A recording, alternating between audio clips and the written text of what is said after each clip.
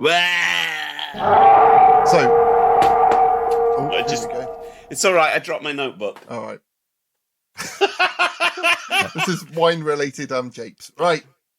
Right, I'm going to finish the bottle. Yeah, might as well. Right, now we've got this one. Just edit me out this bit if I'm slurring. That's all right. I feel like I can't modulate my words properly. Well, this is just the opening, isn't it, to the episode? Britain. An ancient kingdom with legends of violence, cruelty, and torment in its blood. Join your hosts, Ross, John, and James, as they bravely tread where few would dare. Witness their journey into the horrific history of British horror. They are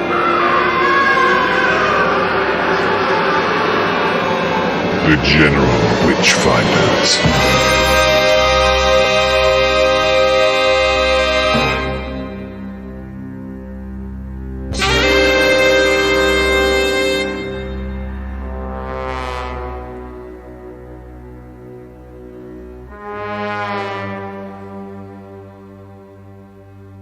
Ladies and gentlemen, goblins and ghouls, welcome back to the 38th episode of the General Witchfinders podcast. I'm James in Bournemouth in southern England. John Pountney, live in South Wales. I don't know why I'm doing it differently. I'm in a different room tonight, so I feel... John Pountney, News at 10, Cardiff. John Pountney here in South Wales, which is in the south of Wales. Still in the south of Wales. And I'm Ross in Dorchester, southern England. This time, we took part in the Quatermass Experiment. You can't escape it. Maggie, look! Nothing can destroy it. It's coming for you from space to wipe all living things from the face of the earth. Beware of the creeping unknown. This woman is about to learn a terrible secret. She will never be the same again. Because this man knows that same secret, he will never speak again. To both of them has come terror in the form of the creeping unknown.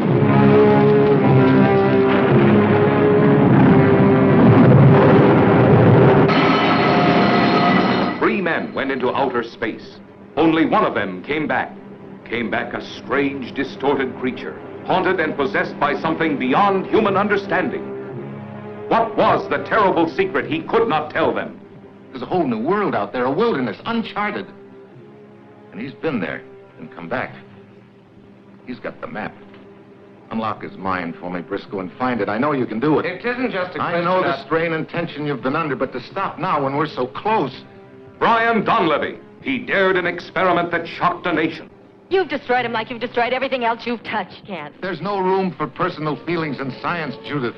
An experiment that created the creeping unknown.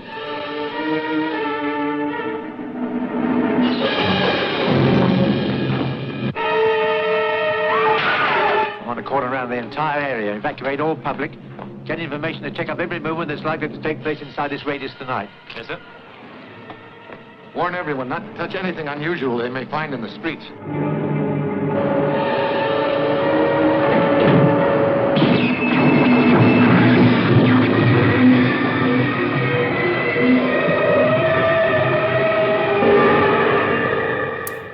Tonight, we complete the Hammer Quatermass trilogy, albeit out of order, with a Quatermass Experiment, a.k.a. The Creeping Unknown in the US, a 1955 British science fiction horror film from Hammer Film Productions, based on the 1953 BBC television serial written by who else? Nigel Kneale. So, Ross has put, spot quiz, can John remember the 3 US titles for all 3 Hammer Quatermass films? The last one, the Quatermass and the Pit is like something like 20 million miles to Earth or something, I think. Yeah, I'll give you a point for that. Yeah, and then 5 million. The middle one is... Oh, I don't really know what I don't know what I'd call that. I know it's just called Quatermass 2. And of course, it was the first film in film history to say 2 as a title. Wow. Okay. Suffix. But I'm going to say it was called The Creeping Terror. No, this is The Creeping Unknown, isn't it? Yeah. No. Space Terror or something. Almost. Not bad. So it's The Creeping Unknown, Enemy from Space. Enemy from Space. And 5 million Years to Earth.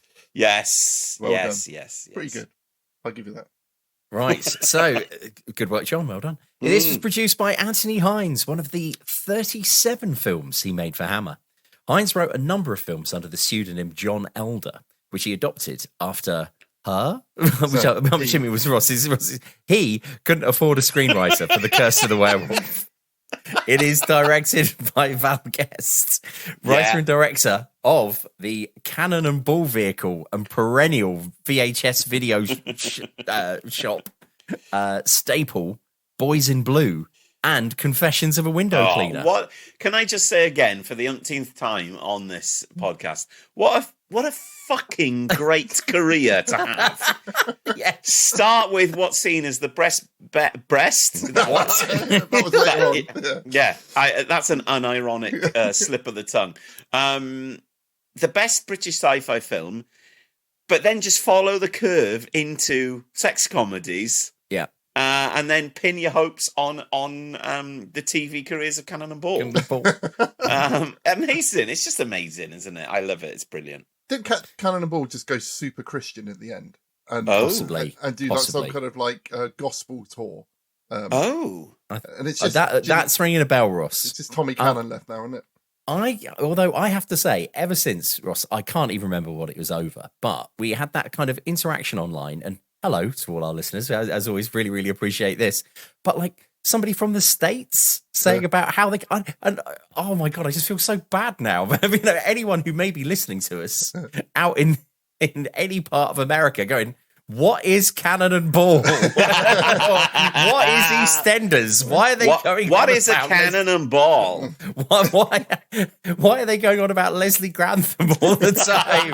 So I'm like, oh man, I know we should just carry on in the way in which we've become accustomed, but at the same time, I'm like, oh my God, we got to try and trim down on the really obvious. Oh no, not at all. Because I got a little depressed when we got our first 1-star review. Oh yeah, come on! Oh, amazing! Did we really? When was that? It was after we did. What was it? It was something which apparently we didn't. I think it was the Sherlock Holmes one, and we didn't. And apparently we just talked about Star Trek for half which an is hour. Right. But and someone gave us a 1-star review. Yeah. Name and shame them, Cleves. Oh gosh, I can't remember. No. That. Come on, no, you can. You know exactly what their name is, Cleves, because you've had it tattooed on your arm.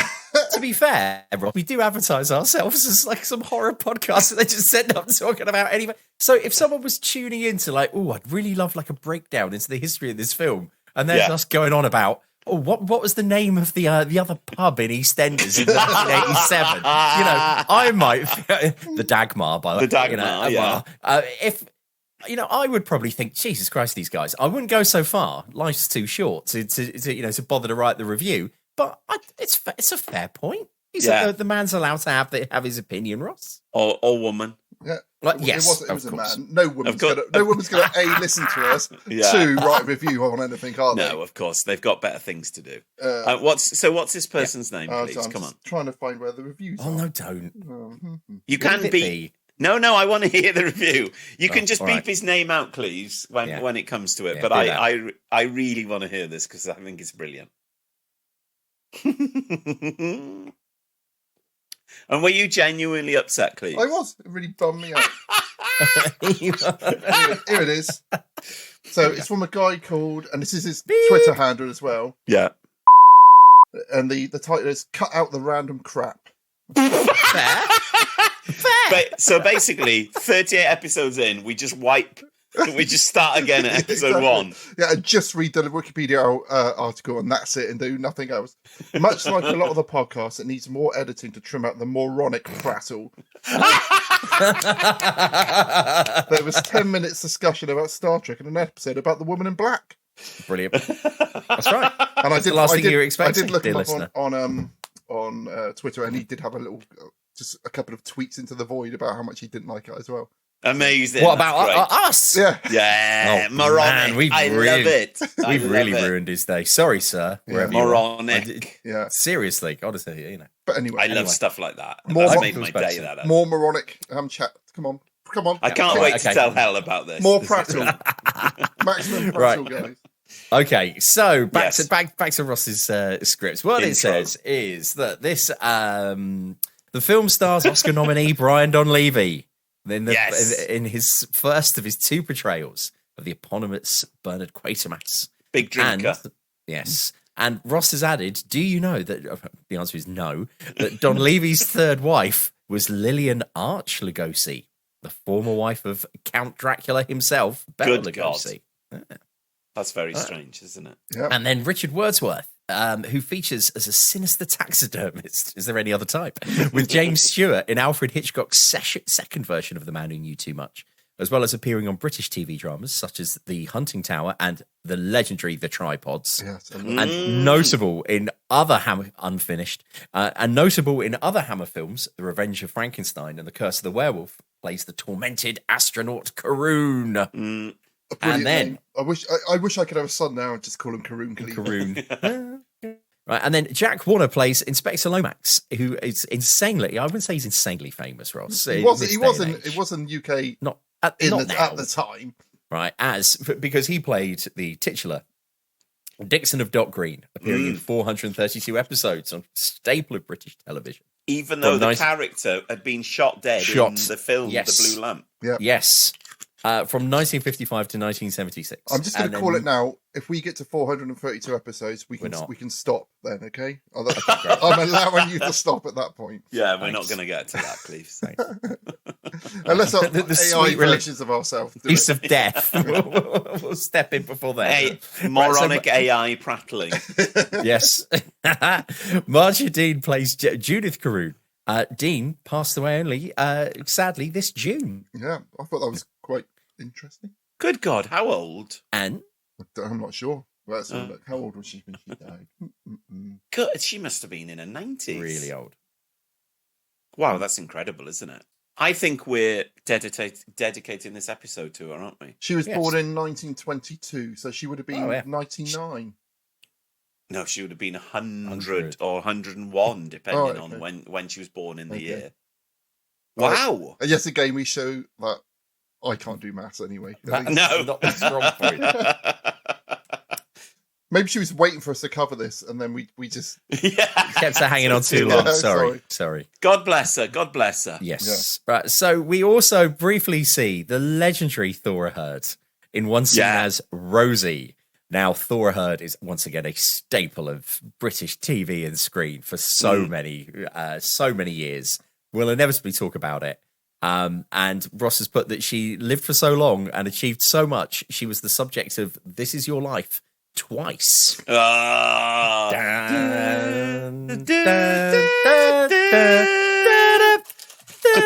Imagine if they did This Is Life now, that people would be shitting themselves, wouldn't they? Oh, I'd love it, yeah. Russell Brand.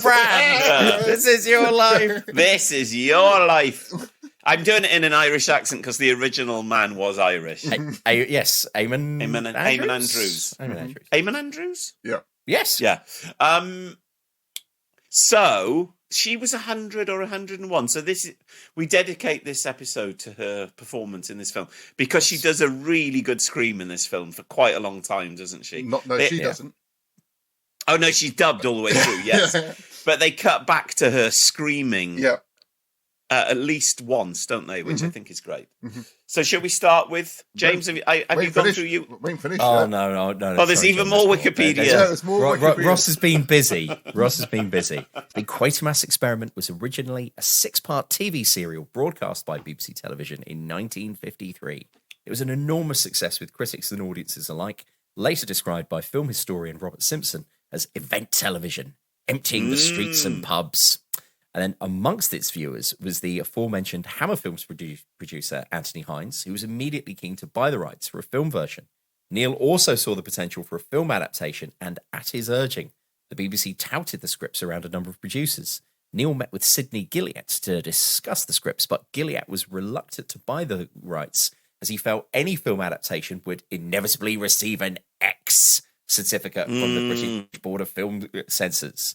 Hammer's offer met some resistance within the BBC, with one executive expressing reservations that the Quatermass Experiment was not suitable material for the company. but the rights were nevertheless sold for an advance of a whacking 500 quid in 1950, £500. Kneale was a BBC employee at the time, which meant that he was absolutely handcuffed, which meant that his scripts were owned entirely by the BBC. Wow. He received no extra payment for the sales of the film rights. Shocking. This became a matter of some resentment, and who can blame him on Kneale's part? This is DC Comics all over again. Yeah. When his BBC contract came up for renewal, he demanded and secured control over any future film rights for his work. Kneale remained bitter over the affair until the BBC made an ex-gratia payment of £3,000 to him in 1967 in recognition of his creation of Quatermass. And Ross, it says, checks the inflation calculator, which is approximately £69,000 in 2023. That's still sweet FA, isn't it? Yeah. Compared to when you think of all the Quatermass stuff that's gone on. And they're still talking about it now as well. Yeah. God, that's shocking, isn't it? Yes. And then Ross has put our star, Donlevy, in his own words, specialised in He-Men roles, rough, tough and realistic. And his no-nonsense portrayal of Quatermass is very different from that of Reginald Tate in the television version. It was not to Nigel Kneale's liking, I think, as we established in the last time we did one of these, who said, I may have picked Quatermass's surname out of a phone book, but his first name was carefully chosen. Bernard, after Bernard Lavelle, the creator of Jodrell Bank, pioneer, ultimate questioning man.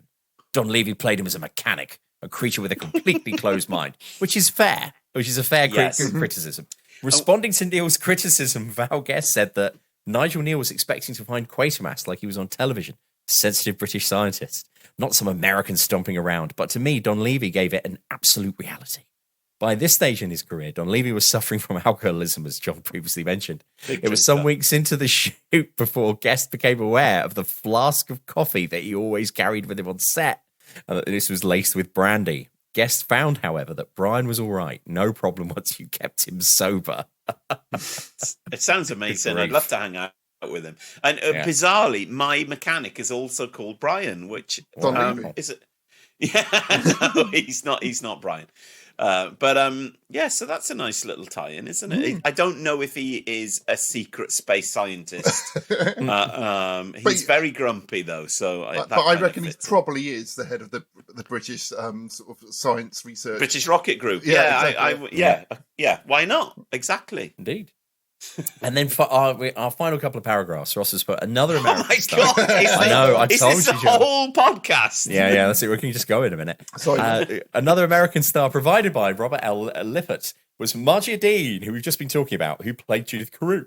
Who played Judith Carroon. A former beauty queen, Dean was allegedly cast on account of her association with the 20th Century Fox president, Spiros Skouras. Fantastic.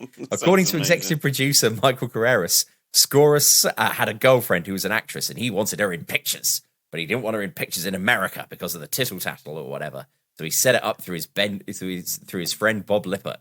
Val Guest recalled that she was a sweet girl, but she couldn't act. Her American accent was considered out of place in the film, so her lines were dubbed in post-production. Just like Sam Jones in Flash Gordon. Yep. I think she sounds American. Still. Anyway, yeah. I thought she was supposed to be like an Victor. American. Victor. We'll get you away from here, Victor. It's all very... It was one of those things where I didn't realise until I read that. Then when I was watching it a second time, it was so obvious. With all the background sound just got faded out every time she spoke and stuff. Yeah. But it seemed that it was such a thing, though, wasn't it? In films from the past. It's very Hammer. Hammer did it to almost all their female stars. I have no idea why. It doesn't seem to have any kind of sense. And a lot of James Bond films did it, actually, which is quite weird. Right. So it also says that the Quatermass Experiment also saw an early role for Jane Stonetape, former girlfriend of Paul McCartney, Asher, who plays the little girl with whom Carroon encounters when he is on the run. Apparently, I spread on IMDb. I never thought of that link. I know it's Jane Asher, but I never thought of her being in the Stone Tape. That's amazing, isn't it? Do you think the little girl in Quatermass Experiment Shared universe grows up to be? Yep. Yeah. Possible. Yep. The Neelaverse.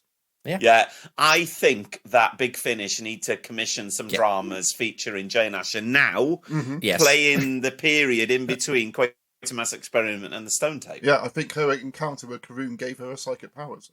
Yeah. We literally could write this now. Yeah. So, and finally, as expected, the Quatermass Experiment, we're almost there, finally, no worry, received an X certificate from the BBFC, restricting admission to persons over the age of 16. It was only the 12th film to receive the certificate since its introduction in 1951. Whereas most other studios were nervous of this new certificate. Hammer, who had noticed the success of the similarly X-rated Les Diaboliques, chose to exploit it by dropping the E from experiment in the title of the film. X is not an unknown quantity was the tagline. It was the tagline exclusive films used to sell the pictures to cinema managers, urging them to exploit the excitement of the film. A trick that Marvel Comics would run into the ground with X-Men comics repeatedly in the 1990s and beyond. On subsequent re-releases, the film reverted to the title The Quatermass Experiment. Right, that's good. Right, I can now turn the script off so I can actually see you both. Yeah. There we go. Well, that's the end of the episode. Yeah, thanks, guys. Anything, something horrific that I've done this week? So, the film starts with a sunset glass shot of a village behind this couple who seem to be laughing in a very strange way, walking down a lane. It's a sex laugh, isn't it? What'd you say? Six laugh? Well, we identified in the oblong box that when people want to have sex in these type of films, they do the sex laugh. I see what you mean. Right, yeah. Well, this film, when it started on Amazon, the warning was cigarette smoking and sexual content. Yeah. Oh. And I was like, I know the cigarettes in it. I don't think there's any sexual content in it besides them kissing. There's quite a lot of shriveled bodies. There's a man mutating into a cactus, which is quite horrifying in itself. But anyway, so it starts with this clash. It starts with some really nice, vivid title sequence and some very vivid music from James Bernard, our favourite Hammer composer. And then you've got this shot that with this kind of bucolic village behind them that then as soon as it cuts to them, they're just in the dark. And it's like, don't worry about that opening shot. We're now in the dark. And then it changes quite quickly into a kind of like a kind of newsreel footage kind of tracking of this spaceship that you can hear, you don't really see until it's crashed. And then a very wobbly set where some kind of cement dust is tipped onto an old man and the young couple. And then the reveal is that the rocket is a survived re-entry into Earth's orbit, and and has survived the speed of re-entry to land somewhere in Berkshire or somewhere. Yes, I don't know where counties. Yeah, I don't know where Bray Studios was, because you see subsequently that it is Bray, which is where Hammer's studio was. You see there's a garage that says Bray Garage on it, which I think is quite funny. So then basically the Keystone Cops arrive to try and spray some water on the rocket, don't they? Which is quite funny. I can't believe that the police and fire engines used in this film are from the 1950s. Yeah. They look Cabaret Green, didn't it? Yeah, well, they look 1920s, don't they? It's quite weird. Yeah. Just a brief pause. Just a couple of things. I thought, this so places it within. It's a beautiful time capsule. Yes. At the credits at the start, it was thanks to the following people: Marconi, just the company Marconi, the British Interplanetary Society, and General Radiological Limited. I thought, wow, that's the scientific equipment, didn't they? Yeah, of course. Yes. And my note that I put, and Ross, you might have to cut a bit of this in, is that when the rocket crashed in the back garden of those people, it weirdly, I don't know why this came up into my head, I was strangely reminded of the Beatles About Alien, right? That happened right here in this town where I'm broadcasting from.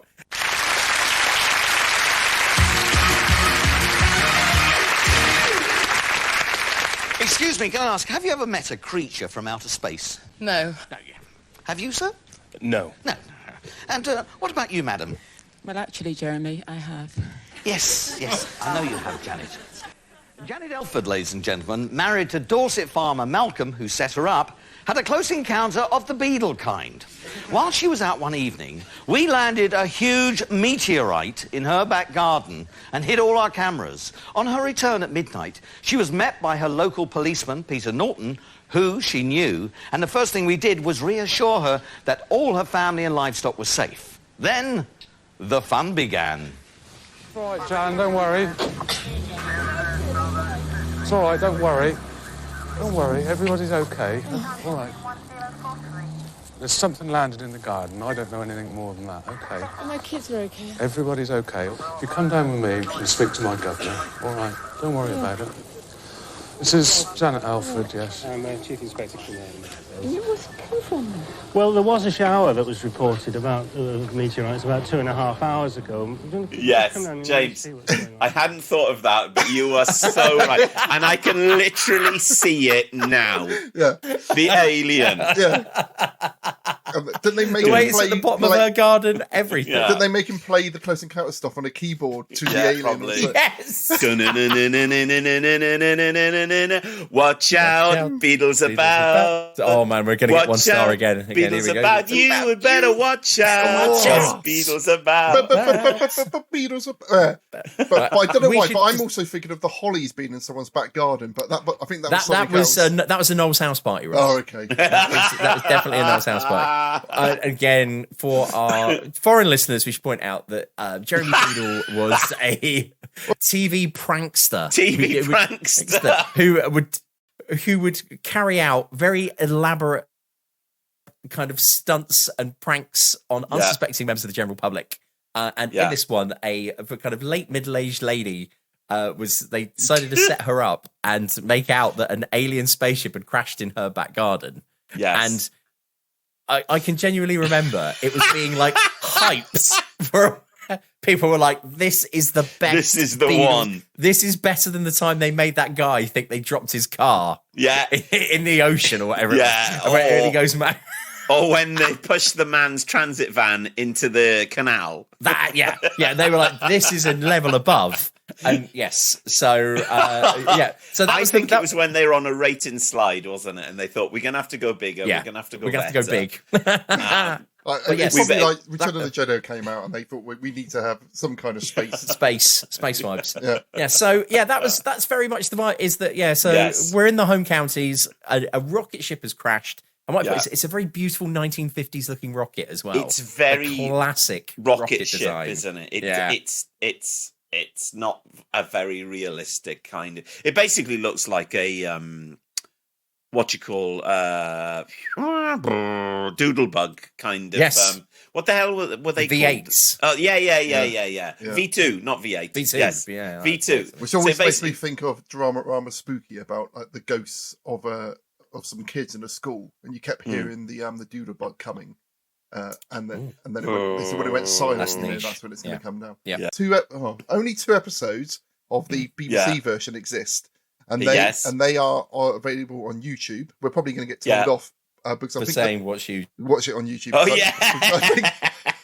So make sure you go and buy them on Blu-ray, folks, exactly, from your nearest Blu-ray supplier. WH Smith's. WH, yes. But on those 2 episodes, which I watched quickly today, that in triple speed, please. No, normal speed, but I kept falling asleep. It crash lands in Wimbledon. There's loads of people. Like there's people living in there's a house nearby, and there's people in the house are trying to, because the whole thing is obviously more expanded over 7-hour-long episodes. Yeah. So it's in a much more crowded area, and they do lots about like a drunk turns up and there's like comedy going on and all that kind of stuff. But they also have a whole thing about the rocket having like 2 sections and the top end coming off, and it's a much more sort of a realistic kind of rocket kind of thing going on. But I think they condensed it so much they've almost lost the first 2 episodes. in the film just to get the story going, which I thought was quite this interesting. rocket isn't very realistic. And when Carroon is finally revealed, he pops out of the rocket dressed like a knight in shining armour. It's quite a weird. He looks like a cross between an American football player and like a knight of the Round Table. So it's quite a strange. It's not a realistic kind of. One thing I noticed is that the rocket lands nose down. Nose down, yeah. Yeah, but the capsule is slightly askew, but the other way up. When they go inside, there is no bearing on what's inside to what is outside at all, is there? No. And they turn something to straighten it up a bit. Yeah, and I don't know why they do that. Because it kind of gives away the bit later on where you see someone walk up the ceiling to give away that the it's anti-gravity. Yeah. Not anti-gravity. There is no gravity. So a few other notes. All the main characters are introduced in a kind of VW combi van. Yes. On the way to the event, which is quite funny. But then as the bus arrives, I think it changes colour. Because originally it's black and then it looks like it's in a kind of grey colour, doesn't it? It's in a lighter colour. The footage at this point is really interesting because it looks very realistic. It looks like a kind of newsreel kind of thing of an actual event, which I think is very clever. Yeah. And I think Val Guest potentially doesn't get the credit he deserves for this film. Apparently they were going to set the whole field on fire, but for some reason they couldn't pull that off. So I thought it's interesting when you see the one of the emergency vehicles, I think it's the ambulance, turns up. A policeman waves it down, jumps onto like the board on the outside, the running board, the running board, and pretty much goes 20 feet and then gets off again. So it was just like, was there like a puddle he didn't want to walk through? I also put down that it's the worst police cordon ever. There's no people are just like pouring in those people back. But everyone's wearing their pajamas and dressing gowns, which I thought, yes. But I was just thinking of all the chavalicious sort of nightwear you'd see if this was. I was going to say that's just daytime St Mellons Tesco's in Cardiff, isn't it? So Quatermass comes across at this point very ruthless, doesn't he? He's basically like... He's an utter prick. Yeah, basically, get the fucking rocket open. I don't care if they die. But then he's a bit like, okay, someone is alive in there, but I still want you to open the fucking rocket. Yeah. And he's just a bit of a knob. And it sounds like he launched the rocket without any authorization to launch it. I think that was the kind of the idea. Well, that's Lionel. What's his name? Lionel Jeffries, who plays quite an interesting character, but then by about halfway through the film, he's forgotten, isn't he? He's the kind of moral voice of the film, but then he just disappears. He's the grandfather from Chitty Chitty Bang Bang, isn't he? Yeah, he is. Yes. So we've already said the inside of the rocket bears no relation to the outside. Then you meet Victor Carroon, whose face is amazing. He's I want to stick my colours to the mast very early on and say that this is probably the best performance in any Hammer film going. Wow. I just think it's an amazing performance. He's got no dialogue. He says, help me, that's it, isn't it? Well, yeah, but you don't hear him say that, do you? That someone else relays that for him. The doctor relays that for him. And I think just the amount of suffering and kind of alienness that he puts across is incredible. It was interesting because in the BBC version, he speaks a lot more. And he's and he speaks German, and they make this whole thing up that which is something which didn't really come across in this version, was that he has become parts of all the other men who have died. So like one of the people is German, so he starts speaking German. And there's a good radio program about Quatermass with Stephen Moffat and Mark Gatiss and etc., which I will link on the show notes. But they called him like a Gestalt entity, and they said that he just starts to absorb. He absorbs the other people in the ship, but that's when he starts also absorbing other things when he comes out as well, which is something which they cut out for time, obviously. I think you can easily say that Nigel Kneale invented almost every interesting sci-fi kind of idea going, can't you? Where I don't know how he managed to do it. I mean, obviously, this kind of thing isn't a new idea. That this is very much War of the Worlds, where an alien spaceship or a spaceship lands in kind of like it's too hot to get near and all that. Yeah, it's a bucolic kind of English countryside setting, and then you have the alien. But then obviously the idea that Nigel Kneale has in this is the alien is Victor Carroon. Yeah. He takes on alien characteristics, and it's also got that locked it's room such mystery. an amazing idea. It's brilliant. So you've got at first you've got this mystery of where are the other two astronauts because they've disappeared, and then you find out subsequently in the most horrifying way. Again, it's really horrific. They've just basically turned into like lumps of jelly, slime. And it's like. I like the line because when they find out that there's bits of jelly like around, the guy who's been working, he goes, "I've been in there all night, and this stuff's been around." Bits of astronaut all around.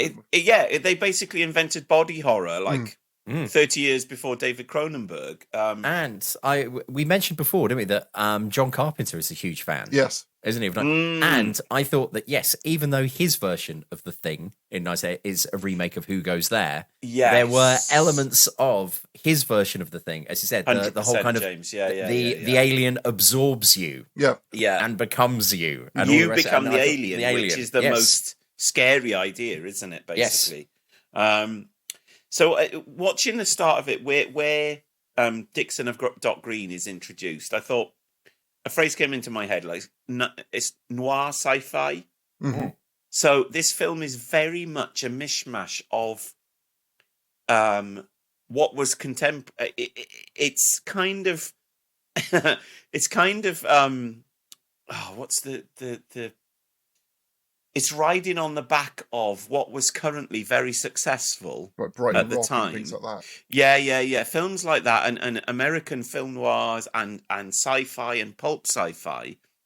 So it's kind of I can't think of the word. What's the word when you kind of exploit something for profit?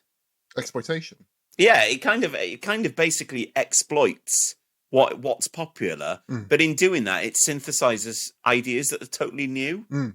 So you've got this thing. It's bizarre in that you've got Dixon of Dock Green, who was being killed in the Blue Lamp a few years before this, but then he pops up again, pretty much playing the same character in a sci-fi film, and that kind of clash of genres is like.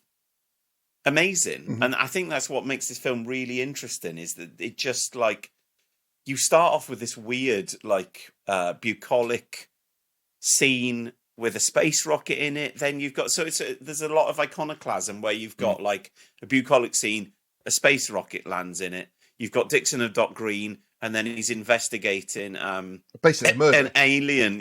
Well, it starts off as being a murder, doesn't it? But then you find out, and then I mean what you have then is the fantastic bit where Richard Wordsworth, he has this fear of plant life.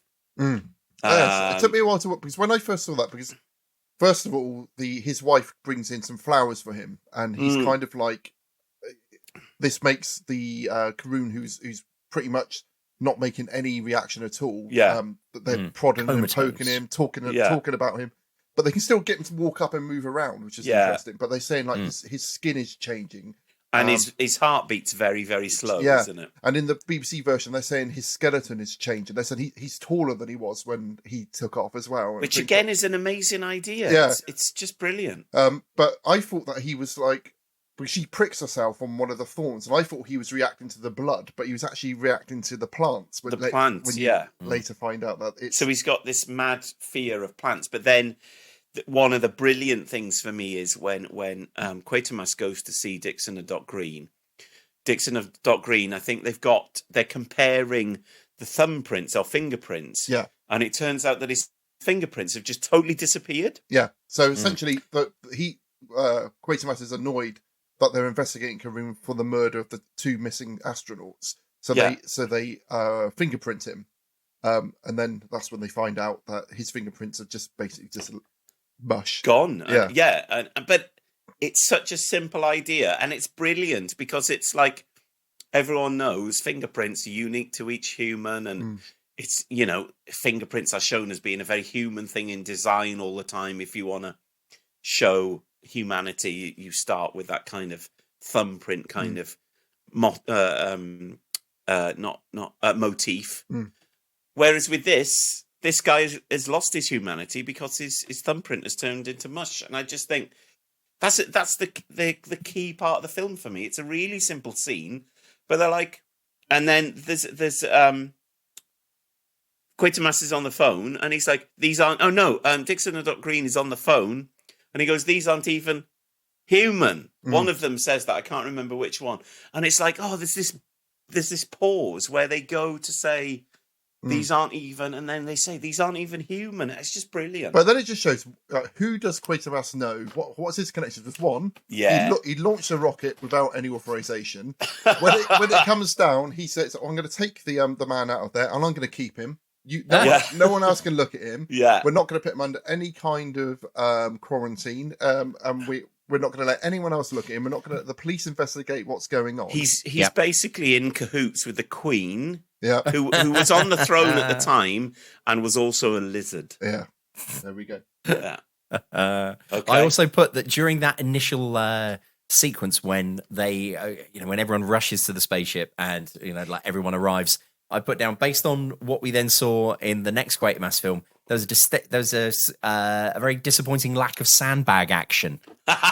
No sandbag, no one declared that sandbags needed to be put down at any point. Which I was like, oh, you don't see Sid James get killed in this film either. No.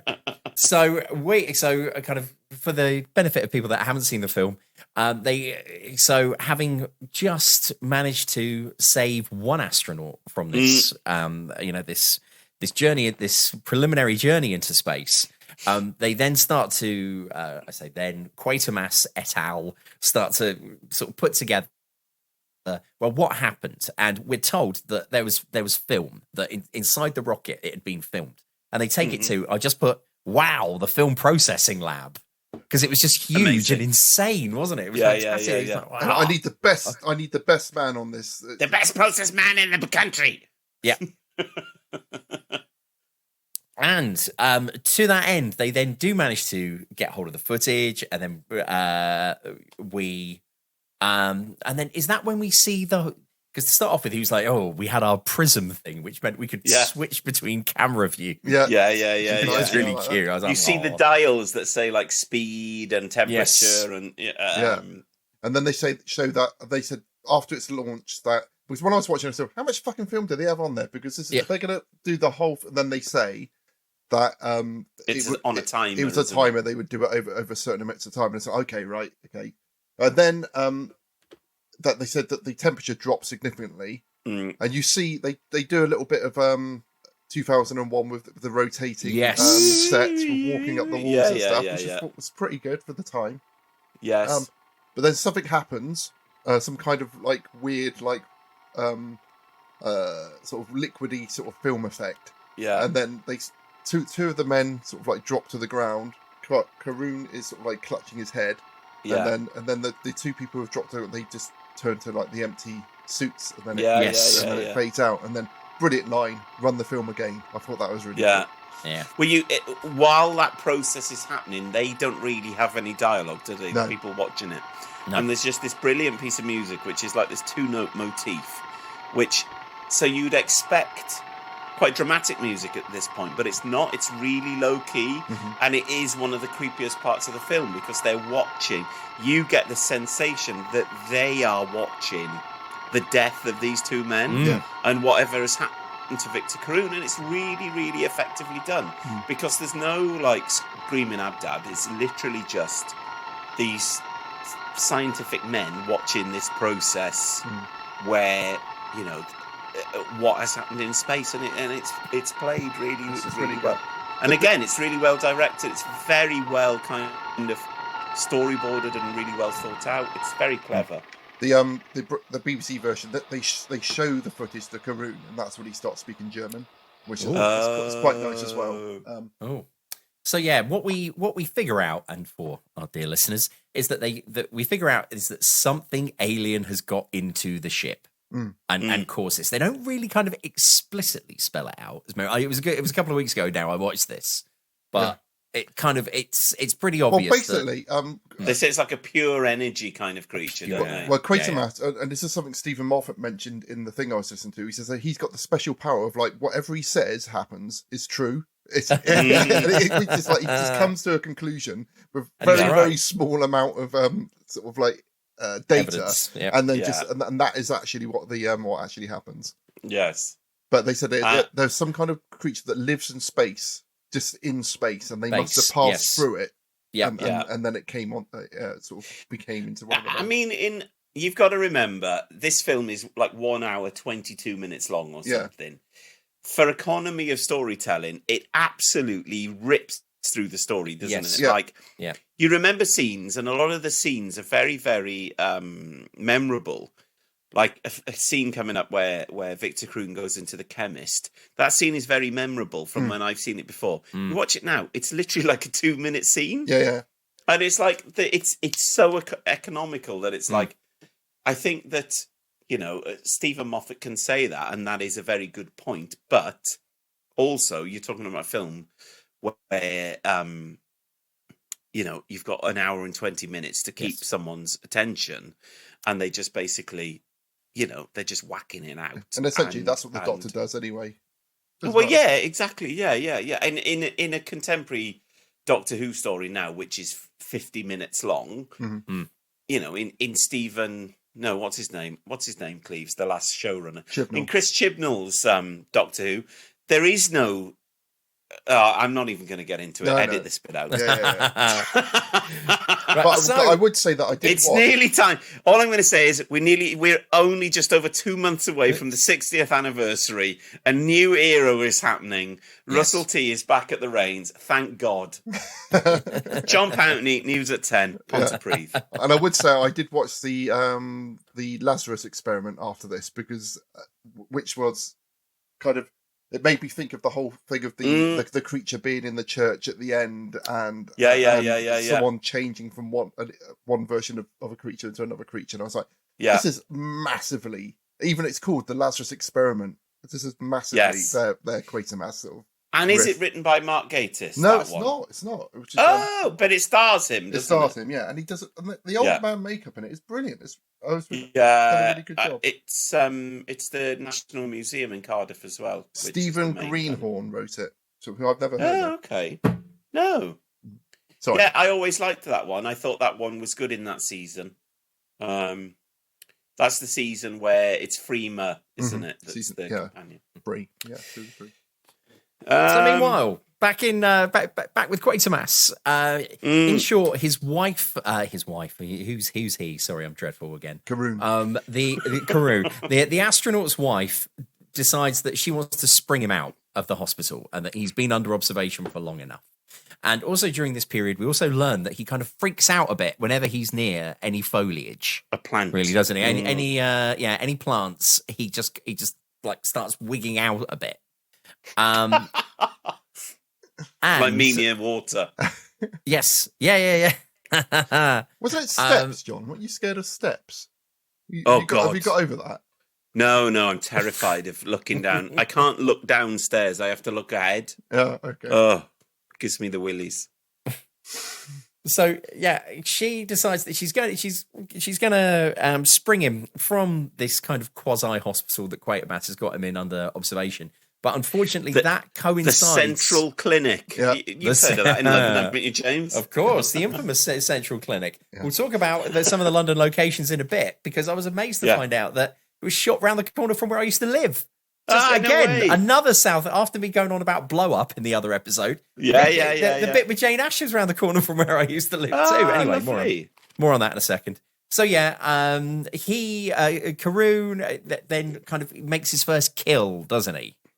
Doesn't he kill the hospital porter? Well, no, he kills the private investigator who's been hired to help him escape, doesn't he? That's it.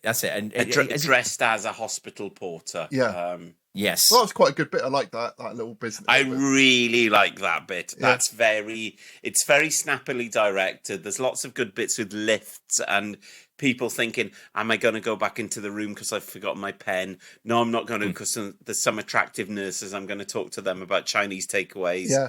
And I love the bit where the effect they did to make it look like it was a lift by getting a bit of car and move it down the window behind. But if you change the music to that, it would be a carry-on film, though, wouldn't it? Yes. Yeah, but that's where Carroon sees a cactus and beats the shit out of the cactus, doesn't he? Well, is he forced? This is what's brilliant about Richard Wordsworth and his performance in this. Is he forced to put his hand into it, or does he hit it because he hates it? I don't know. And I think you can't decide, can you? It's I didn't think he was scared of the foliage until you brought it up, and then I was like, oh, maybe he was. But I think he's fearful of it, but I think that the thing he's been infected with is trying to make him absorb plant life. So therefore he would be fearful of it. But I think he's forced to hit it and then infect himself with the spines of the the thorns of the cactus. Was it Meglos where Tom Baker turns into a cactus? Yeah. Again, which is a horrible idea, and I think that it's an idea that's really ahead of its time. And James, like you said, the Thing, it's the monster that we become the monster. I don't think there's many besides Invasion of the Body Snatchers, which I think came out after this. There's not many sci-fi films that do that idea that the monster is actually us, which is But it's interesting, the xenomorph in the Aliens films absorbs part of that, and later on there's a boat called Ripley in this film as well, which I thought was just a massive coincidence. Oh, no way, really? Yeah. Oh, I didn't see that. So yeah, that's an amazing sequence. Brilliant. Go and watch it. What happens then? So he goes out. He kills the porter, the man dressed as a porter. He sucks the life force out of him. The man has got his face. It's a brilliant effect. You don't see much of it, but I love that. That's what. I put it's pretty grim for the 1950s. I think it's really horrific for the mid 1950s. Yeah, and then you go to the wife in the car. Victor, we'll get you. Oh, Victor, we'll get away from here. Safety. Yeah, do you want a cigarette? And he's like, he doesn't want a fucking ciggy. And then she looks at his arm and she starts screaming, and he runs the horror off. Of a cactus hand. Yeah, and then it cuts back to her, and she's still screaming, and it's like, whoa, she's had a real fright, and I think that's really effective. That it's like, it actually cuts back to show her still screaming, which is quite an unusual thing. That it's like, it's so scary. They hold off the reveal of what's happened to his hand until a you little bit later on. You don't see Mr. Cactus hand till later, do you? No. But they do talk, and it's interesting when you see a black and white film and someone describes colour, which is always interesting. His hand being grey like a cactus, and I would say, what difference describe a cactus as being grey? I would say a cactus was green. It's like I remember watching snooker on a black and white telly, and that was just like the commentary then would be like, oh, they just spotted the red ball. And, that's something now that someone born in 1999 doesn't understand, really, do they? But, they do. They describe his hand as grey and cactus-like, don't they? And I was like, well, cacti are green, aren't they? Grey-green. Unless it's... Yeah, grey. You're listening to Gardener's Questions. So then the next sequence... So then the film becomes then quite episodic in these really fast-paced sequences where you just see him interact with more people and basically bump them off. Yeah, the police are like then looking. So you get lots of shots of like boats being put into. Moody boats and like squad car 609. Yeah, can you go down to Deptford? That's it. And as John has pointed out, he goes into a pharmacy to basically, to sort of get more stuff. And the pharmacist tries his hardest to help him. He's very, very helpful. But then I did put that when he kills him, he does like die preemptively. Yeah. Before he's even touched him, he just goes, ah! Died of fright. Maybe he dies of fright. Fair enough. If you saw a man half cactus, James, they came to swipe your, Panadol or something. But I would say before that, though, okay, yeah, that's before he sees like the cactus hand. His face is like dripping with sweat. He's got his pallid. If anyone came into my pharmacy looking like that, I'd think, fuck, I'm not getting anywhere near that man because he's got something I can. Cleaver, you haven't seen the chemist in the Rhondda. That is literally every person.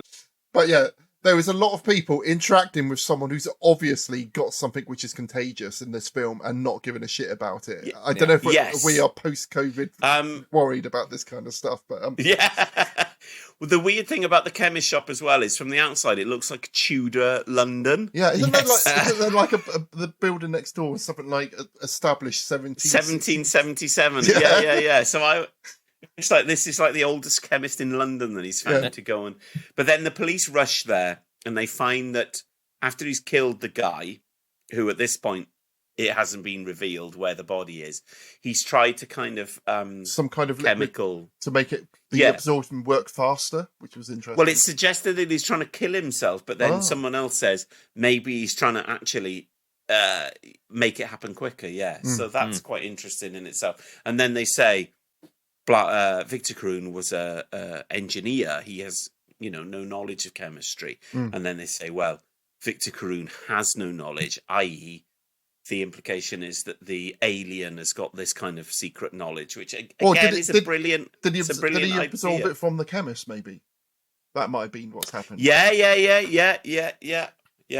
That's a brilliant idea in itself. And then obviously they've got the reveal that the chemist's dead body is in this cupboard in the shop. So they open the door and the body falls out, and again it's another really good effect of like this shriveled hand. It's the same hand, which is quite obvious, which is a bit of a shame.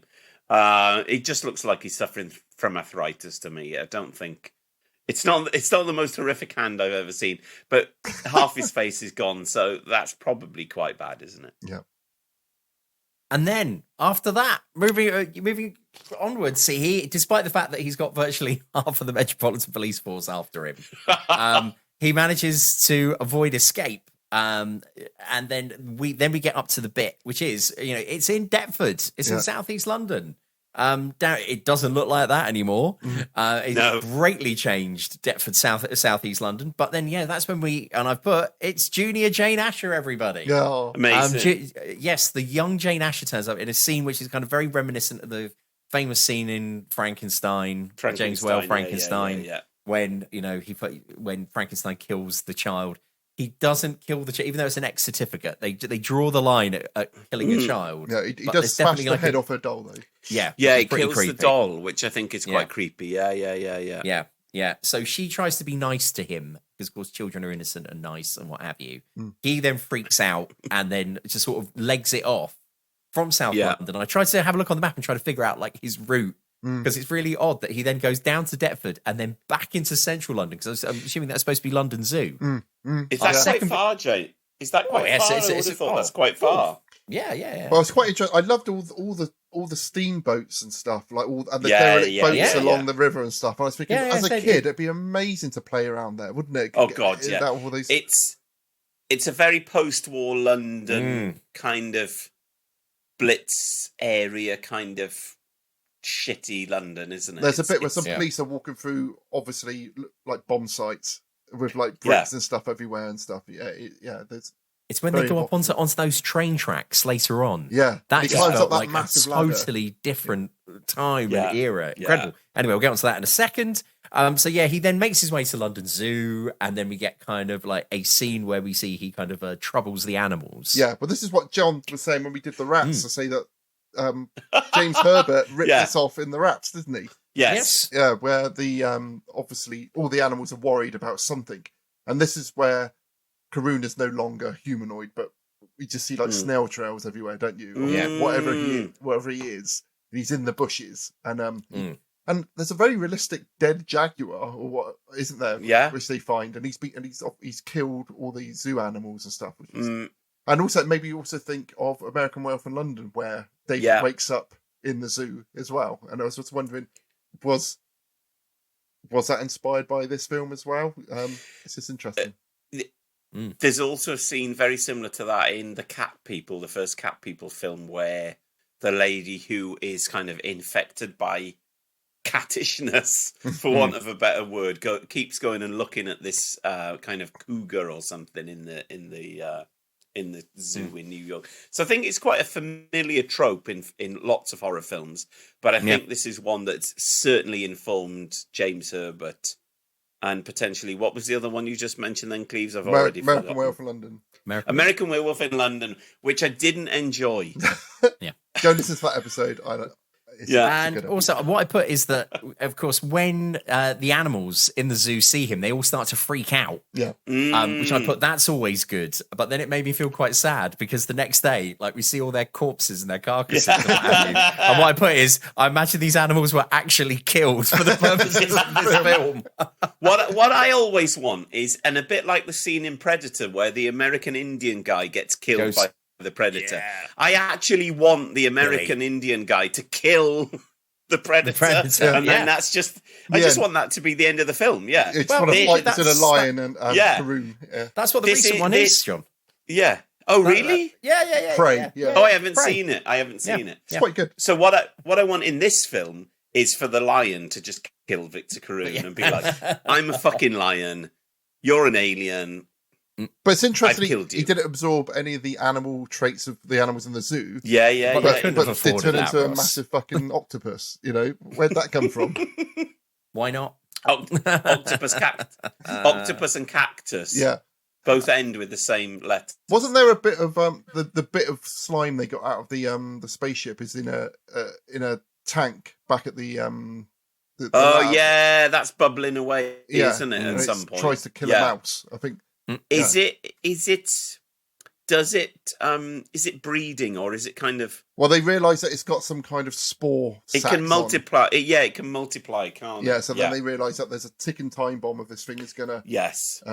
Spore at some point. Yes. And then the next scene, amazingly, which I figured out, things that you may watch when you were younger and then when you watch them with more adult eyes. The next scene is enter Thora Hird. Yeah. And basically, this scene is done because they obviously couldn't afford to film it. Yeah. So she just comes in and tells them an anecdote about how she's seen something like weird and alien near her. Around. And I'm like, they obviously couldn't afford to shoot this. So they just said, Thora, just come in and just imagine you've seen it. Go. And she looked old in this. That's what I put. Was she ever young? No. Because once again, I didn't want this to be like a Clive Dunn thing where I was so utterly shocked at some point. I'm older than I care to admit as well. I'm going to say like my early 20s. Oh, no, maybe not the early 20s. When I found out that Clive Dunn wasn't actually old in Dad's Army. And they just made, I was like, what? So I was like, how old is he? I said, if he was old when they did that. My dad was like, oh, he was only like in his late 30s. And I was like, Jesus, it messed with my mind. But Ross is right. She just looks perma old. Just to go back to Clive Dunn, why did they cast? But why did they cast a young man in it? That was his thing, wasn't it? But wasn't his thing before Dad's Army? But it's like, okay, well, we've got John Lemaitre, we got Arthur Lowe, we got Ian Lavender. Yeah. Okay, James we need someone from the Cockney one. Yeah, we need someone from the Boer War. Well, we got this 20-year-old guy over here. We could probably make him look old. What? Why? Where did that come from? Can we? Anyway. Because James said enter Thora Hird. Can we do something where? No, not in that way. God, Jesus. Can we do something where we make Enter Thora Hird scan over Enter Sandman by Metallica? Enter Thora. Sleep with one eye open. Being on last of the summer wine. Green screened into a triumph herald. I was going to say my only memory of her is just being her wiping the down. All I remember is when they obviously she was too old to put in the car. They green screen. She'd be in the car with like the other three women who were in Last of the Summer Wine, and then they'd all have their own monologues, wouldn't they? Yeah. Which would be I always Nora get Beryl Batty. Reid and Thora Hird. Yeah, I always do as well, Cleves. Yeah. But speaking, I was saying monologues. What I put was, in many ways, this scene is like the proto Alan Bennett's Talking Heads, isn't it? But with a giant So again, space people slug. that don't know, the playwright Alan Bennett became very, very successful in the 1980s in Britain. He wrote a series of basically half-an-hour monologues called Talking Heads, which inevitably the theme were northern life and people dying. And someone falling over. Basically northern life, miserableness. Futile lives, people dying. Yeah. Right? They're not laugh riots. But Thora Hird did a very famous one, as Ross said, called a custard cream behind the sofa or something like that. And Pat Routledge did one as well. Yes, didn't she, I think. And that's what happens here. She just kind of comes in and just talks about her life as a drunk tramp and how there's weird things around London these days. I was like, well, how? This is like Alan Bennett before his time. We've got to it's a horror movie tramp. You've got to have tramps. She needs to wait to the late 1960s, then she'll see some really weird stuff. I was going to say she's lucky James Herbert didn't write this, because Carroon would have eaten her breast, wouldn't they? She looked down to see her pendulous breasts bitten by razor-sharp teeth of a rat the size of a cat. Its coarse black fur bristling with ragged emotion. And then have a whole chapter about her being gay. Yes. And being run over by a trank. So, Thora Hird reveals, and the police then figure out that she has seen Carroon, and they're like, wait, okay, so if she saw him there, let's concentrate our efforts on this area. And the aforementioned amazing thing that I thought, God, that really looks so 50s. This kind of railway terrace, this railway bridge going over, or running adjacent to a load of London terraced post-war houses. It's a world I want to exist in, James. It's a world. And it's a great shot because the hill goes up and they got policemen done at different sort of intervals so that they sort of go up there. And they make this guy climb up this enormous ladder. Huge ladder. Yeah. No stuntman involved. But there's a slime trail up the wall, basically. And they're like, right, okay, we know he's nearby. Yeah. And in short, he has slinked his way into the centre, this is the heart of the nation's capital, and he's inside Westminster Abbey. Yeah, it does kind of speed up quite a bit. Yes, it does. It does. And he cuts to the chase. And obviously, which would have been event television at the time, there's someone doing a talk about some statues in Westminster Abbey. It's a live broadcast, isn't it? Yeah, and they can't possibly stop it, even though a man has died falling from some scaffolding. Well, the presenter said, "I'm happy to carry on going." That's what I put. I put amazingly at one point, like the police turn up, and Gordon Jackson from The Professionals, who's the TV producer, goes, "I can't turn this off now. We got to keep This rolling." is just after the war, James. Like people had a different mentality. That's true. Racing drivers would crash and kill themselves every week just because they were Spitfire pilots. So the octopoid life force has put itself into some scaffolding in Westminster Cathedral. A Poet's Corner, no less. Yeah. Is that where it is? So Gordon Jackson from TV's The Professionals and Upstairs Downstairs. What do? They go and bulldog clip some live wires to the scaffolding. Well, that's after Quatermass comes up with the idea to do that. Yes, he comes running in his Mac. Yeah, but they said if you blow it up, it would just make lots of little versions of it. It'll replicate it. And it would start sporing off everywhere. So, but he gets an idea of getting Battersea Power Station to divert all of the power. Yeah. From the whole of the city onto that scaffold. Do you see dials? Go. Yeah, I thought you did. Because, dear listener, I only got an hour in tonight, and I haven't seen this film for a while. But I'm sure you did see dials with quivering needles at this point, and all the different areas where she's diverting the power from. And you see all the lights go off all around London, and they basically electrify it and melt it, and then. And what I put is, once again, an alien life form is defeated by the ingenuity of British engineering, just like the Hun in World War II. Take that. This is a metaphor for. Oh, never mind. Yeah, no, it's quite a good death, isn't it? I remember it being quite a good monster, and it's like screaming, quite a good screech. Yeah, well, apparently they use all like bits of like bovine entrails and all that kind of stuff to actually make the creature. So it was all. And I think organic. it's quite. I remember being quite sad at that point that Victor Carroon, the astronaut guy, who's kind of put his faith in Quatermass, has ended up being electrocuted to death while he's mutated into a giant cactus octopus. Well, exactly. And Quatermass shows no remorse whatsoever. He just storms out of Westminster Abbey. People coming up to him trying to talk to him to say about what's going on. And then one of his assistants comes up and he said, "I need your help." Essentially, because we're going to start all over again. And then tomorrow. We'll send another fucking rocket up. See if we can infect another one of these hapless twats.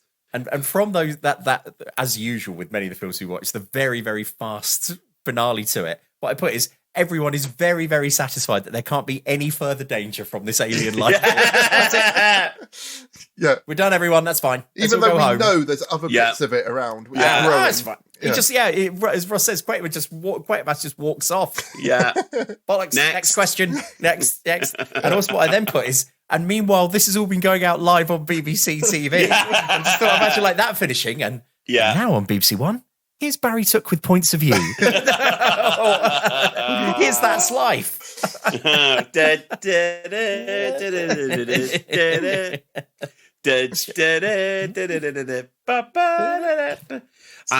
one with the boat, the one with the bow tie and glasses. What was his name? I couldn't. Doc Cox. Yeah, that's what.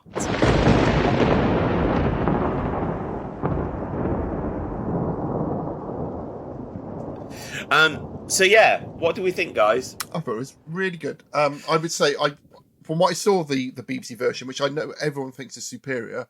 I feel like the Hammer one went much quicker, and I didn't fall asleep, whereas I kept falling asleep watching the. And I know one of the reasons we've done this is it's the 70th anniversary of Quatermass, and they just this week they've done a live reading of the original script, which I think went on for over 4 hours, and I believe everyone loved it and it went really well. And I wish I could have seen it. That would have been great. It's a nice experience. But I feel like it was just the right length, this movie version for me. I really, really love this movie version, but I will actually...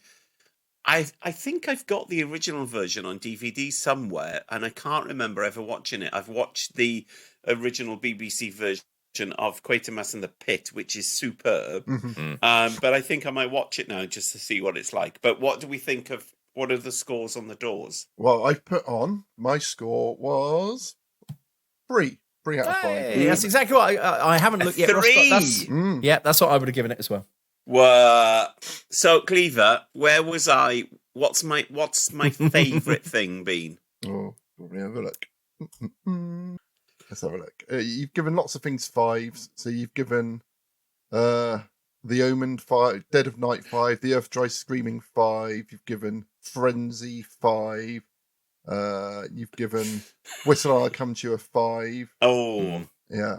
You've given The Stone Tape a 5. Yeah. So. Right, so I think this is a 5, and it's up there with Michael Hordern in Whistle and I Come to You. I think it's a 5 that's actually above The Stone Tape. Okay. So this is like a 5.5. So this is your favourite version of Quatermass? I think this is, I think this is my favourite thing that we've watched. Wow. Watching it again tonight, I just absolutely love this, and I think it's brilliant. I just think it's so well directed. I think the sound design is brilliant. I think the music is brilliant. I think the editing is brilliant.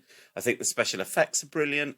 I would say out of all of the Hammer Quatermasses, I preferred the Pit because I preferred that I preferred that version of Quatermass. I have a real soft spot for Brian, and I don't mind him at all, and I quite like his abruptness. I kind of feel like he didn't even need that character in it.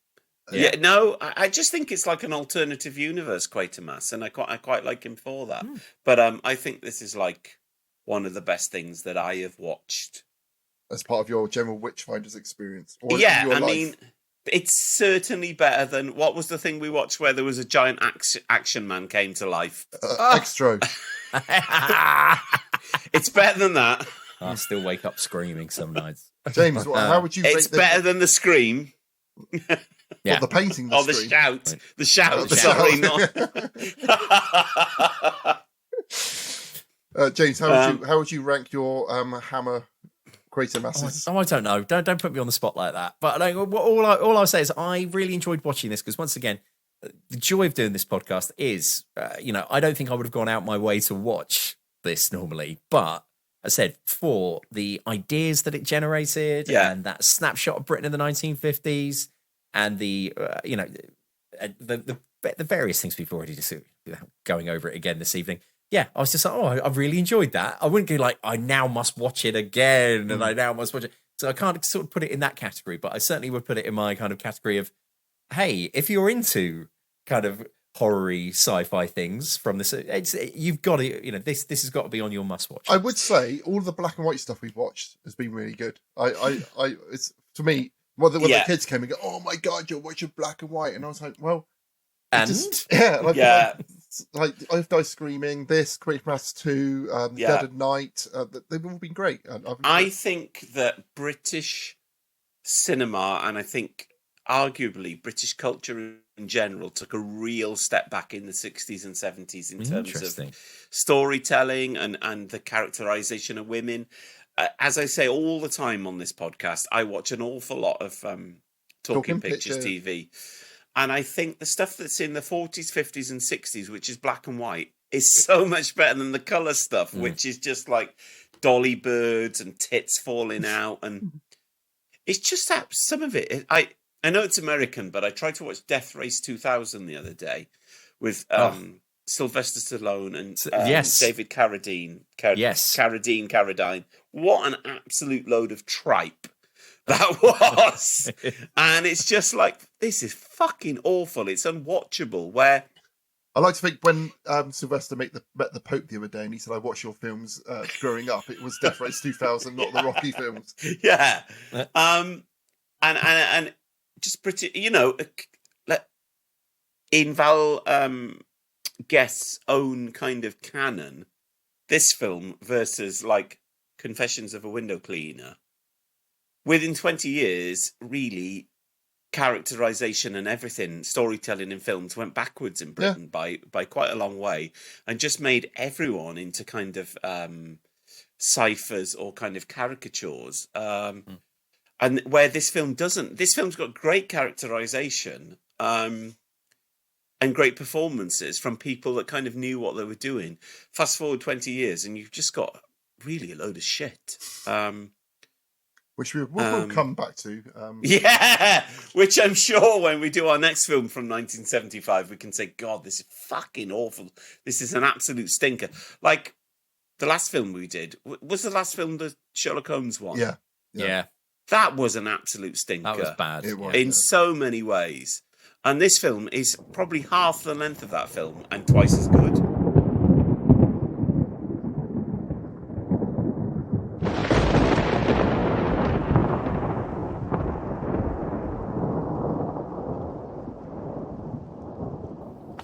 Has anyone? I got something horrific. I've got something to talk about. Go on, then. I have as well. So something horrific is when we talk about other things unrelated to our main topic. Strangely, I came across a video on YouTube of a place called Tuctonia, which was where my granddad worked when I was young. So Tuctonia was like a ultra shit like theme park in near Bournemouth, in a place called Tucton. Close, which is geography and fact fans. It's close to Christchurch. Yes. And some family in the 80s had filmed their whole trip on a video camera. So it was so weird seeing like they had like the remote control boats where you put like amazing and did those, and like little like trikes would go around, and like a go-kart course. And the go-kart course went round there was a really big slide, wasn't there? Yeah, and there was also went round the big slide. And also there was a big rocket simulator. It was the first simulator ride I went on, which was like a rocket. And when you was in there, you went off into space, and when you came back, a big spider had crawled on top of it, and then it looked like it was like going around Tuctonia killing everyone. This sounds like a fever dream. Yeah, but so while I was watching that, I was like, oh, that's kind of the spaceship going up and coming back and bringing another thing. I said, oh, that's a bit like the Quatermass Experiment. That's weird that we're going to be doing Quatermass, and somehow YouTube is showing me this video of going to Tuctonia. Yeah. But then I did a bit of research on it, and apparently, so the main attraction for Tuctonia was the model village where they had like a miniature version of Buckingham Palace and Big Ben and all that kind of stuff, which has now been moved to Wimborne. You can go. Yes, the Wimborne model village. Yes, you can go and see it there.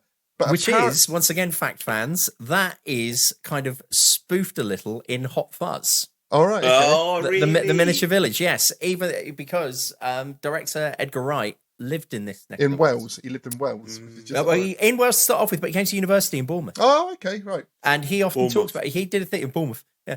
He did a thing in Empire magazine where he talked about going to see various films at UCI Tower Park. Oh, fantastic. But then I doing a little bit of reading about Tuctonia, that the model village, which was at Tuctonia, was used in a sequence of Life Force by Toby Hooper, which was essentially a remake of the Quatermass and the Pit. Yeah, I wondered where this was going. Yeah, and it's just like so weird that all of this all came together. Of like my granddad. And so the next film we're watching is Life Force. It's been on my list for such a long time. I really want to watch it. I think. Is there a naked woman on the steps outside St. Paul's at the end? On the video cover, there's a naked woman tied to what looks like a big rocket. Patrick Stewart's in it. Stewart's in it. Yeah. And just tying it into even more General Witchfinder stuff. Yeah. Jeremy Dyson, who invented the Hoover. Yes, and did Never Trust a Rabbit and What Happens Next, the book that Ross really enjoyed. Yeah. In one of his short stories, is all about a man trying to find a Tuctonia-style place from his childhood, which is no longer in business. Yeah. And him trying to find it. When we was on holiday in Cornwall, we went to a place called the Milky Way, which was like a version of Tuctonia in Cornwall, which is it's sci-fi adjacent themed. And part of that, they have a collection, someone's Doctor Who and Star Wars collection, which is too big for his house, so he donated it to this place. And you can just see all these really, really ropey like mannequins dressed up as Luke Skywalker. Remember the guy that turned his house into the inside of NCC 1701? Yes. Yeah. And then it wasn't something dodgy happened with him, didn't it, James? There was some... I think they tried to evict him, and then it was like, what we're going to do with this fucking spot-on set of NCC 1701D? But when you saw it, there's nowhere for him to sleep. He must have just lay on the cold, hard floor of the Enterprise. He went to a holodeck to sleep, obviously. Yeah. I went to the Bournemouth Comic-Con dressed as Daredevil, and I saw Marina Sirtis there. Did you actually go and speak to her? No, I didn't. Oh, she was talking to Sylvester McCoy, and they seemed very friendly. Ross, that was your moment for this podcast. But I was going to spend 40 quid or whatever it was. But they also had... Who's Daredevil, Cleves? He's a Marvel superhero. What does he look like? The version I was, he was just wearing like black combat trousers and a black rag around his head. I'll send you a picture if you want. A black rag. It can't be as... Any of them will pale into insignificance. And Ross, you can cut this bit out if you want as well. Well, one addresses non out of one of the hardest times I thought I was going to faint laughing. I laughed so hard when Ross dressed as Non from the from the Superman movies, and didn't realise how hot he was going to get, and had to be cut out of it. It was a non costume made out of pin bags and gaffer tape. Non is a name in Wales. I know people called Non. Yeah, but everyone just thought I was Terence Stamp, so I just lent into that because it was. Who is this Superman? But I had to go. I had to go into the garage to pay for my petrol dress as Non, and the guy's going, "Hang on, I know who you are. I know who you are. I know who you are." Superman 2. I was like, yes. Result. But then I thought when I went to the garage dressed as Daredevil, I thought I'm going to pay at the pump. Yeah. And I had like lots of blood up my nose because I was acting, and drips of blood all over me. It's making it look like I've been beaten up. Cleaver, how old are you? But the thing has stopped working, and some man had to come and knock on my window to tell me that the pay by card feed wasn't working. But didn't blink the fact I had all blood all down my face. Fucking did. In the car with 2 children. Yeah. Oh God. Yeah. So that's my something horrific. Anyone else? Good. Yes, I've got one which it's about to become something horrific. By the time this podcast comes out, you will be able to listen to it. And for you two, in case you didn't see this, you're going to want to listen to this too. So this is going to be on Radio 4 on Wednesday. So if you're outside the UK, this will be BBC Sounds or however you can get hold of BBC Sounds. And it is called You Must Listen. And what it says is a solicitor's office has a new phone line connected, but the staff keep hearing a woman's voice on the phone. Engineer Frank Wilson is called to fix the problem, and gradually the disturbing story of the woman starts to emerge. Originally broadcast in September 1952, You Must Listen was written by Nigel Kneale, one of the most admired British science fiction writers of the last century. His Quatermass trilogy of science fiction serials continues to influence a generation of admirers and filmmakers. Among them, the aforementioned this evening, Russell T. Davies and John Carpenter.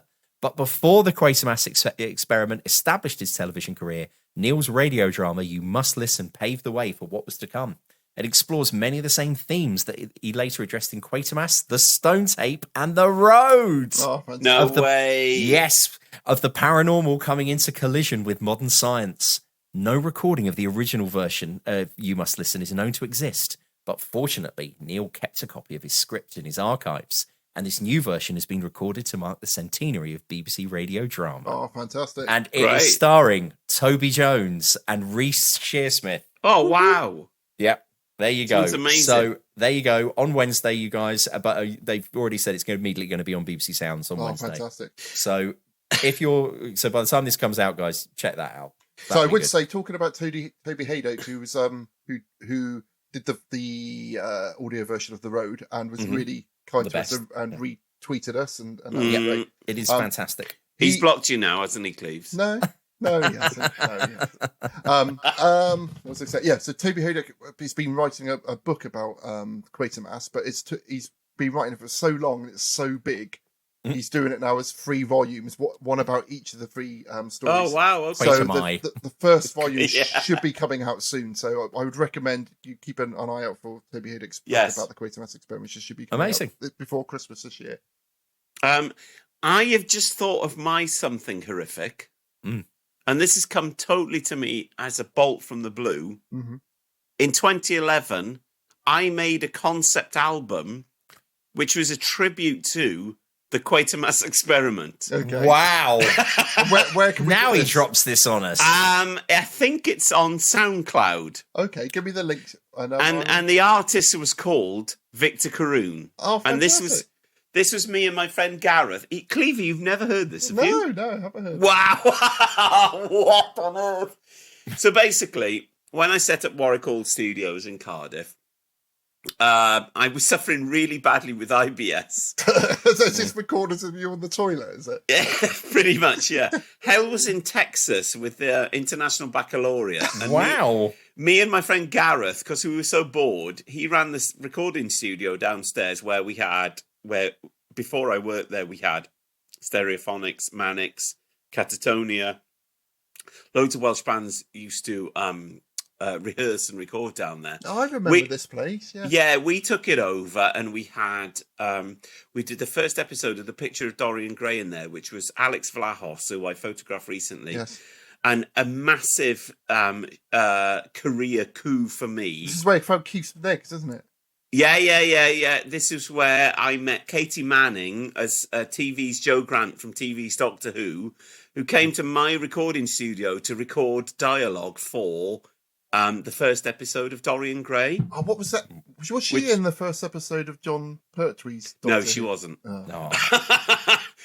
But while we were there, I created this super group for a few of us that used to use the studio, and it was called Victor Carroon. With Katie Manning? No, not with Katie Manning. And we did a concept album around the Quatermass Experiment, which... John, can I release this? Can I release this on the podcast feed? for people? The whole album? Yeah, I could. Yeah, of course you can. So, my only ever recorded song is on the album. Were you doing lyrics? You're singing? I did the lyrics and I wrote the song, and it's called Mr. George Windsor. And it's set in an alternative universe where the Quatermass Experiment is set in a universe where George VI is still on the throne. Wow. And it's a love letter from Victor Carroon to George VI.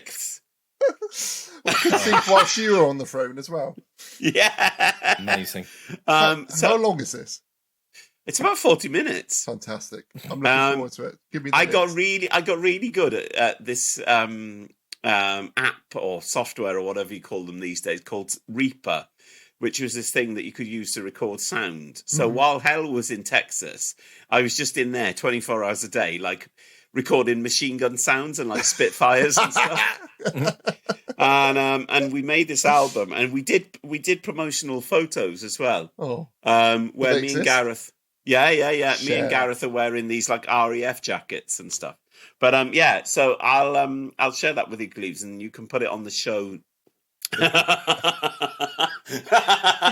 I've sent it to who's the guy that's used to be on with Lard on Radio 6? Not Mark Radcliffe, the other one.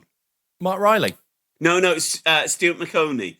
I sent it to the Freak Zone. I sent it to the Freak Zone several times, and he's never played anything from it. Okay, listen. I'm like, this is more freaky than anything he's ever played. Okay, listeners, what we want you to do, if you're going to do anything for us, send a link to Stuart McConey to the episode which I'm going to post of this to try and get this on the Freak Zone. All right? Yeah. If you will it is no dream. Yeah. Yeah. We're going to manifest this, guys. Yeah. Wicked. All right.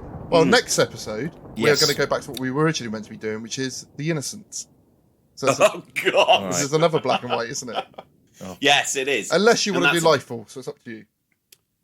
I don't mind. I think The Innocents is quite a serious, highbrow film. No. Should we do Life Force? Should we do Patrick Stewart and Life Force instead? Yeah, let's do Life Force. Okay, right then. Picard. Yeah, let's do Picard. I bloody love Picard. Okay, well, thank you very much for listening, everyone. Catch us next time when we will be watching... Oh, I've forgotten what it was going to be called. Life Force. Life Force. Thank you, everyone. Have a good month. We'll see you soon. Love, light, and peace. Happy day. You have been listening to The General Witchfinders.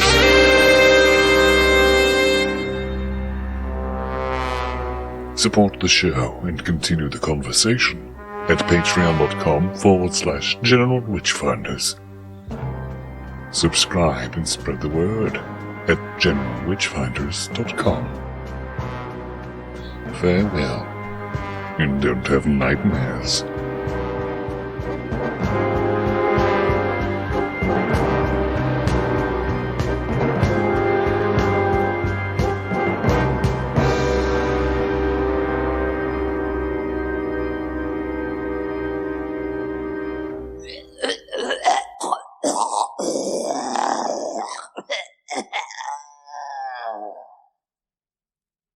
Hello, listeners.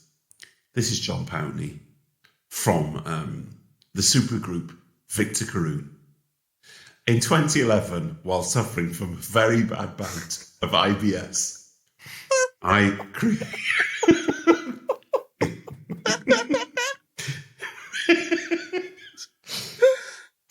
wrote and created a concept album based around 1955's The Quatermass Experiment. For your listening pleasure, here for the first time in full stereo, I present Victor Carroon, The Quatermass Experiment.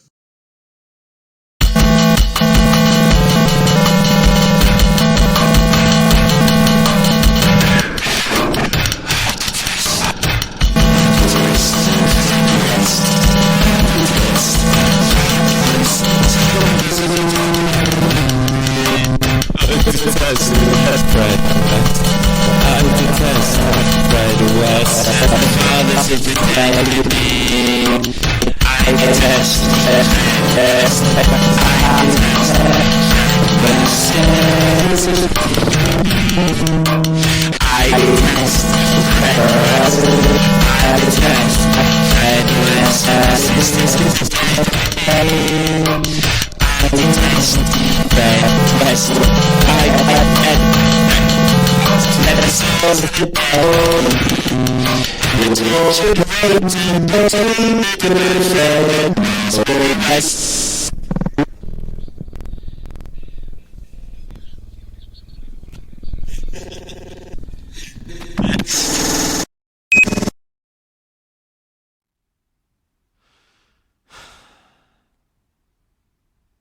My Uncle Tom is a very rich man.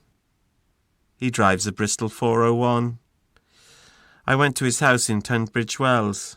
Before I got to the door, he'd opened it, closed it, and stepped outside. "Get in the car. We're going for a ride. Keep your hat on. The heater is broken." We pulled off the drive-in first, moved up into third, missing out second. We'd just got into fourth when we had to return back to third quickly, as a man in a yellow jacket on a bicycle pulled out in front of us. A sharp kick down into second sent us rocketing past him, then straight back into fourth. No third this time. "I am high," said Uncle Tom, "but I feel low." Now we lose control and then we crash. I crack all of my pale white bones. He snaps his glasses and sits very still in his chair. The cyclist in the yellow jacket is killed also.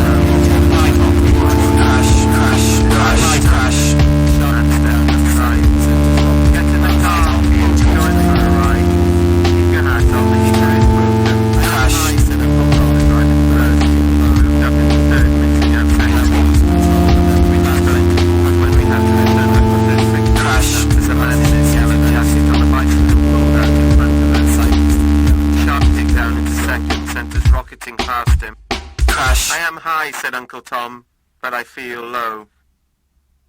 Rocketing past him, rocketing past him, rocketing past him, rocketing past him, rocketing past him.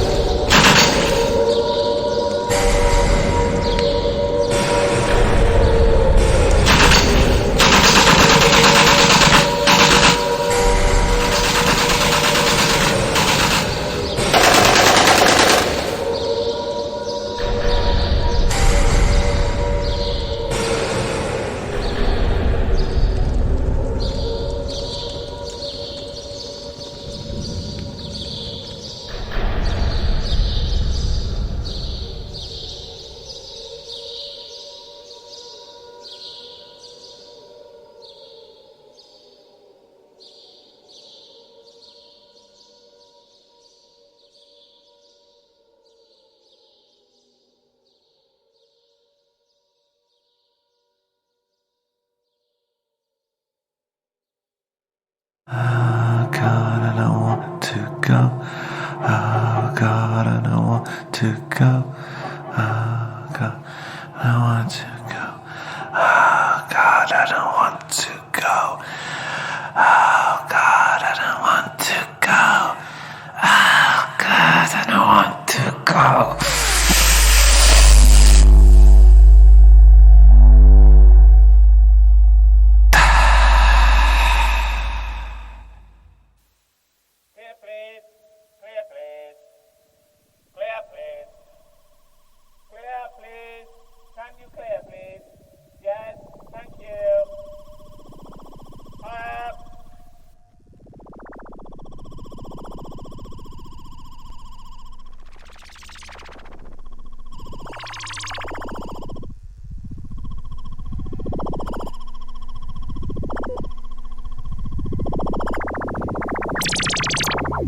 Safety positions clear. Launch pad clear. Fuel line detaching. Thank you. Radio signal. Contact. Ignition check. This is a firing situation. Phase 1. Race fence attack. Disengage. Clear, please, gentlemen. 2 minutes. Close glass doors, please. Raise the red flag. Commence data recording.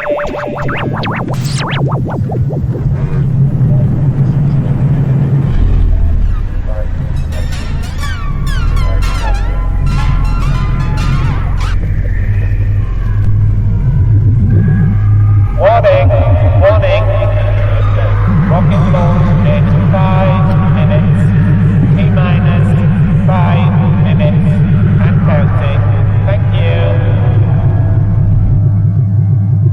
Warning. Rocket launch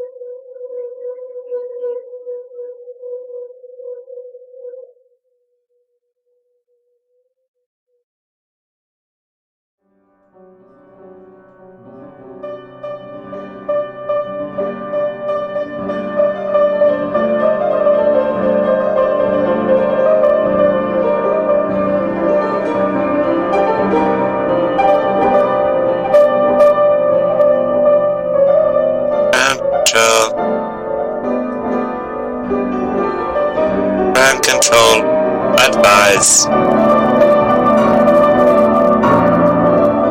Ground control, advise. Advise. Ground control. Right.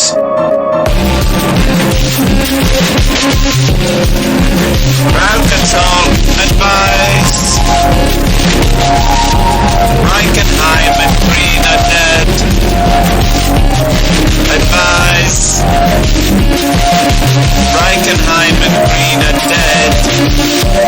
Advise. I am alone. I am alone. Ground control. The capsule is breached. Repeat. The capsule is breached. Ground control advise. Reichenheim and Green are dead. Ground control advise.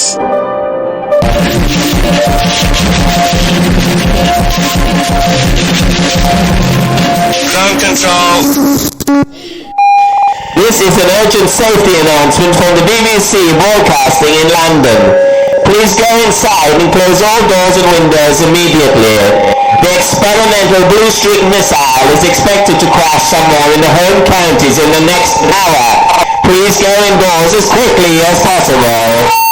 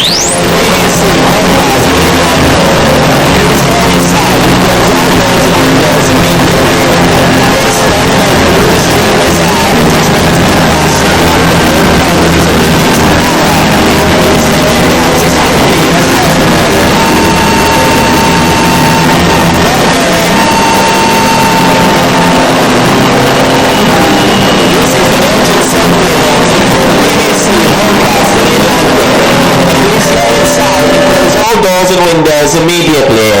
The experimental Blue Streak missile is expected to crash somewhere in the home counties in the next hour.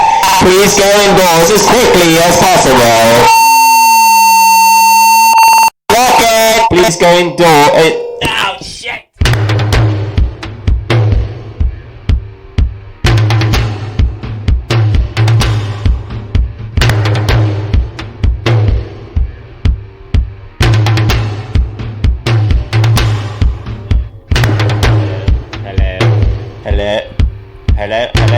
Hello. This is more feedback. Oh, I like it as I'm. This is the BBC. This. Stop a minute.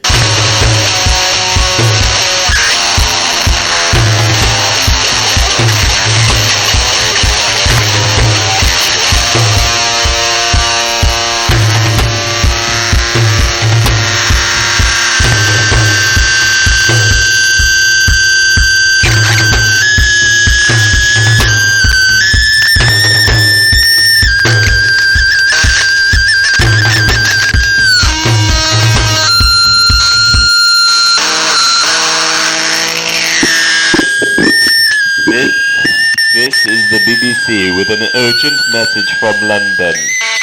All, hang on a minute. This is the BBC with an urgent message from London. All, This is the BBC.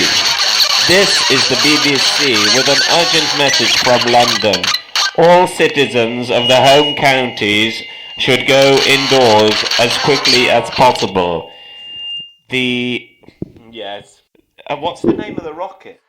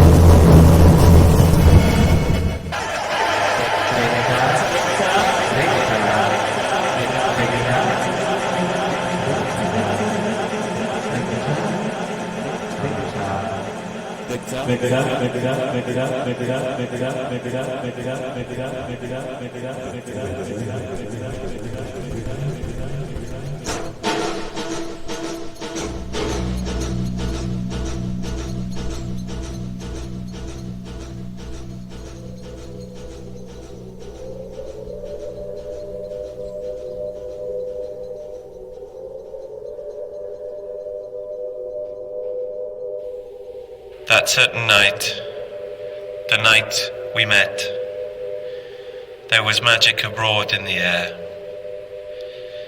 There were angels dining at the Ritz, and a nightingale sang in Berkeley Square.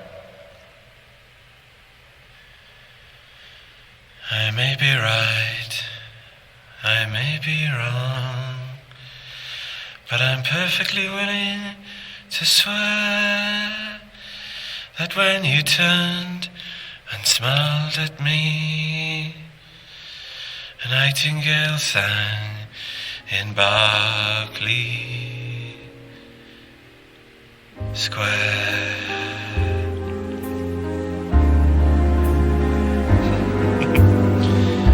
The moon that lingered over London town, a puzzled moon, he wore a frown.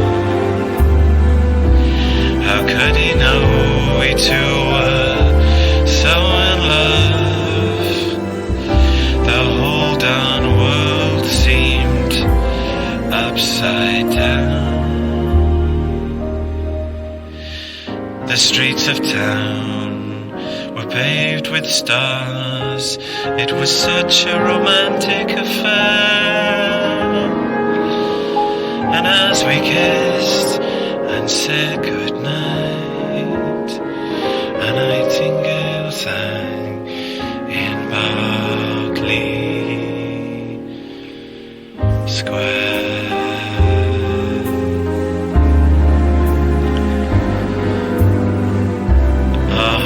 Step was just as light as the tap dancing feet of a step, and like an echo far, far away, a nightingale sang in Berkeley Square. I may be wrong, I may be right, but I'm perfectly willing to swear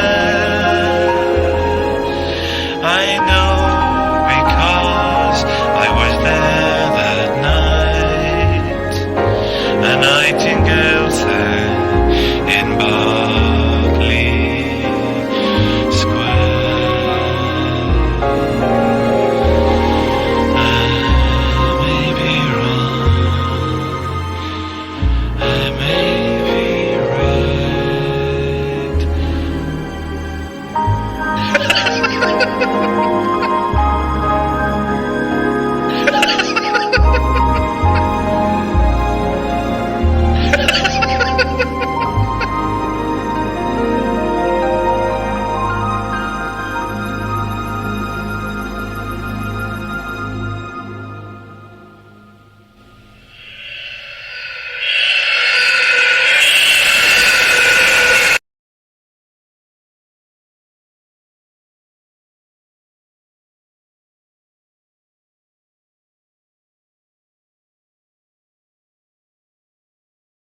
Thank you for listening.